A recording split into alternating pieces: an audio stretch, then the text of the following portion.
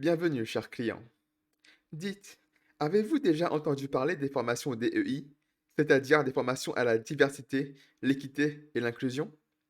Ce genre de formations sont très populaires dans les grandes entreprises, qui n'hésitent pas à forcer leurs employés à les suivre pour réduire les oppressions et les biais inconscients qu'ils disent. Cependant, au fil des années, le résultat de ces formations est clair. Globalement, ils ne servent à rien. Et voire, ils empirent la situation. Et ce que je dis là ne sort pas de mon chapeau, mais de la bouche de Eric Smith, un professeur de rhétorique et ancien formateur de ces fameuses DEI. Il a accordé une interview de 30 minutes à la chaîne John Stossel, lien en description, que je vais vous résumer ici. Premièrement, l'une des choses les plus essentielles à savoir sur ces formations, c'est que, comme je l'ai dit précédemment, elles ne fonctionnent pas et empirent les choses. C'est-à-dire qu'après ces formations, les gens ont tendance à être plus méfiants envers l'un et l'autre et évitent de communiquer entre eux. Et c'est assez ironique, parce que je le rappelle que le but premier de ce genre de formation, c'est justement d'améliorer le vivre ensemble, la communication entre les personnes. Alors comment ça se fait que c'est l'inverse qui se passe justement? Eh bien, c'est très simple en réalité. Parce que dans ce genre de formation, l'accent est mis sur ce qu'on appelle les micro-agressions. Vous savez, ce sont ces petites choses anodines qu'on fait sans y penser et qui sont, selon les woke, en réalité extrêmement violentes pour notre interlocuteur. Et là, on arrive à un problème. Si la moindre petite chose que l'on fait ou que l'on dit, genre simplement demander l'heure par exemple, peut être vue comme une micro-agression, alors pourquoi risquer de communiquer? Avec cette logique, il est bien plus prudent de ne simplement plus interagir avec autrui, pour ne pas l'offenser. D'autant plus que cela peut aller très loin. Eric Smith nous raconte qu'il a vraiment commencé à avoir des doutes sur ses formations quand il a entendu d'autres formateurs enseigner que le simple fait de demander aux Noirs de parler un anglais correct était du racisme. Je ne sais pas si vous vous rendez compte de la chose. Maintenant, parler correctement, c'est raciste. On en est là. Et si vous vous demandez pourquoi, voici l'explication. En gros, les woke estiment que comme les Noirs sont historiquement des descendants d'esclaves, les forcer à parler le langage de ceux qui les ont oppressés par le passé est extrêmement violent psychologiquement pour eux. Cette explication est tellement stupide qu'il est difficile d'y répondre. Mais faisons comme Eric Smith et prenons la chose d'un autre angle. Imaginons que, effectivement, on fasse cela et qu'on arrête d'apprendre un anglais correct aux personnes noires. N'est-ce pas incroyablement handicapant pour ces personnes à l'avenir? Je veux dire, même sans parler de racisme ou autre. Imaginez que vous êtes un chef d'entreprise. Qui préfériez-vous engager entre une personne qui parle correctement la langue et une autre qui s'exprime comme un homme des cavernes? Je n'en reviens pas qu'on doive expliquer cela au wok, mais savoir parler, c'est quand même essentiel si l'on veut communiquer avec les autres. Enfin, ça me semble évident, non? Vous vous rendez compte à quel point c'est destructeur pour la communauté noire de leur dire qu'ils n'ont pas besoin de parler correctement? C'est tout simplement leur voler leur avenir. Et ça, c'est justement ce que Eric Smith a tenté de dénoncer au temps où il était encore informateur. Et pour cela, tous les autres woke lui sont tombés dessus. Parce que le gros problème d'Eric, eh bien, c'est qu'il est noir.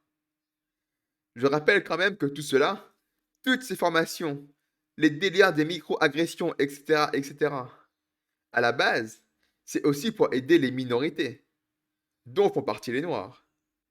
Et donc, le fait que Eric Smith, un noir, critique cela, c'est extrêmement dangereux pour l'idéologie.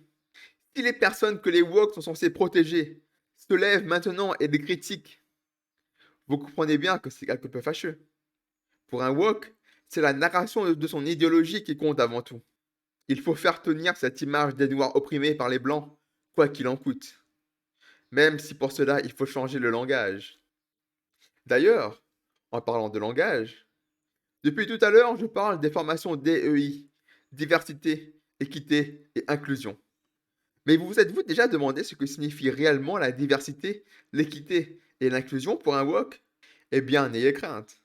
Eric Smith, ancien formateur de ces notions, nous donne la réponse. La diversité signifie la diversité des corps. Comprenez ici qu'on parle d'ethnicité, de couleur de peau, et non pas de diversité de pensée. Parce que niveau pensée, il faut que chacun, quelle que soit sa couleur de peau ou son ethnie, adhère à la même idéologie. Enfin, ça, on l'avait déjà deviné, mais c'est toujours bon de voir un ancien woke le confirmer. Ensuite, l'inclusion signifie ne mettre personne inconfortable. Et là, on rejoint le sujet des micro-agressions. Autrement dit, la meilleure façon d'être inclusif, c'est tout simplement de ne rien faire et de ne rien dire, pour ne pas micro-agresser personne, pour ne rendre personne inconfortable. Enfin, bien sûr, là, on parle des minorités. Pour ce qui est des personnes dites dominantes, comme par exemple les blancs, là, l'inclusion et l'inconfortabilité, on peut la mettre de côté, évidemment. Et enfin, l'équité signifie l'égalité de résultats. Autrement dit, il faut qu'à la fin, tout le monde arrive au même point. Et comme il est beaucoup plus facile d'égaliser vers le bas que vers le haut, les woke estiment qu'il faut, par équité, supprimer tout ce qui est barème ou test d'aptitude, de façon à ce qu'à la fin, tout le monde puisse avoir un diplôme, même sans avoir les compétences. Et ça, encore une fois, c'est extrêmement violent pour les minorités. C'est avec des compétences qu'on se développe dans la vie, pas avec des diplômes qui ne servent à rien. Mais vous savez, pour Eric Smith, tout cela est voulu. De nos jours, tout ce qui est antiracisme, combat contre les oppressions et les luttes woke en général, tout cela est devenu un business très lucratif.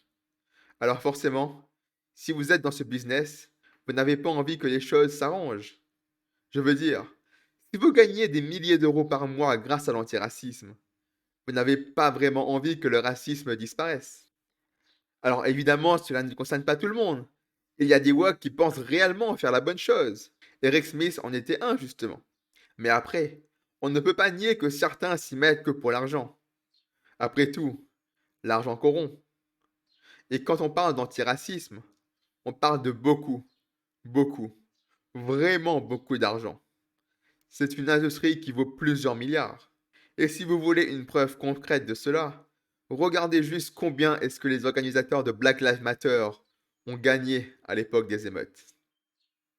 C'est vraiment beaucoup. Et enfin, avant de finir cette vidéo, il y a un dernier point très important qu'Eric Smith aborde. C'est l'aspect religieux et presque rituel des woke.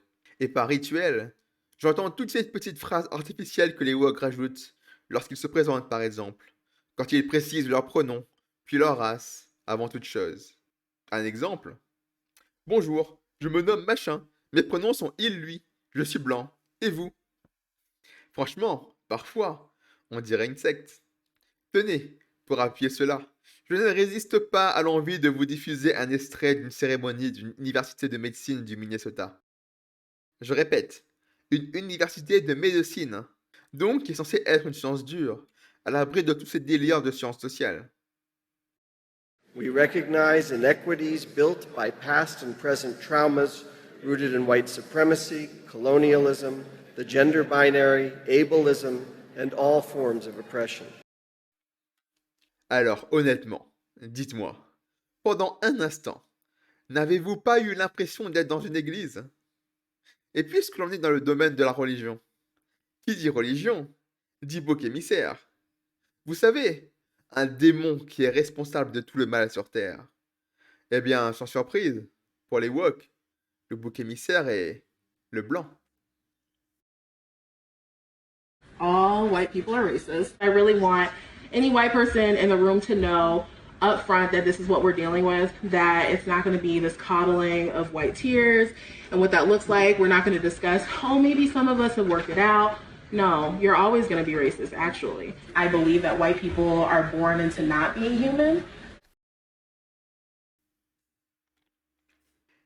Eh oui, je suis désolé pour vous, mais si vous êtes blanc, vous êtes raciste, c'est comme ça. Même si vous passez le reste de votre vie à vous plier aux enseignements woke, vous êtes un raciste.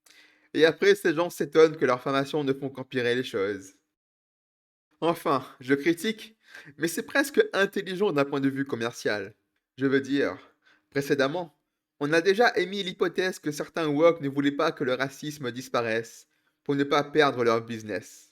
Alors, de ce point de vue, dire que les blancs sont et seront pour toujours des racistes, quoi qu'ils fassent, n'est-ce pas là la meilleure façon de maintenir le racisme en vie? Cela signifie que les woke auront du boulot tant qu'il existe au moins un blanc sur Terre. Avec ce genre de postulat, les woke ne sont pas prêts de manquer d'emploi. Enfin, du moins, tant que le reste de la population croit en leur délire. Bref, voilà pour mon résumé de l'interview d'Eric Smith. Je ne peux que vous recommander très fortement de regarder la vidéo originale. Un peu longue, certes, mais réellement enrichissante. Et une dernière chose avant de se quitter. À la fin de son interview, Eric Smith partage l'une de ses inquiétudes sur le futur. Actuellement, les gens commencent à se rendre compte de plus en plus de la folie woke, et la vapeur commence à tourner. Cependant, il est très important à ce qu'on ne tombe pas dans une situation inverse, c'est-à-dire un monde où à la place des woke, ce serait une droite extrêmement autoritaire qui ferait sa loi un peu partout. Personnellement, mon combat est de lutter contre les régimes autoritaires, qu'importe qu'ils viennent de droite ou de gauche. Je suis pour un monde libre. Et c'est pour cela que je tente toujours d'être mesuré dans mes propos, de ne pas insulter, de ne pas m'attaquer aux personnes, mais uniquement aux idées. Parce qu'il faut comprendre que si on réussit à vaincre les woke, mais qu'on se retrouve avec d'autres tyrans, tout notre combat serait juste inutile. Et voilà, c'est tout ce que j'avais à dire sur ce sujet. J'espère qu'il vous a plu et surtout, prenez soin de vous.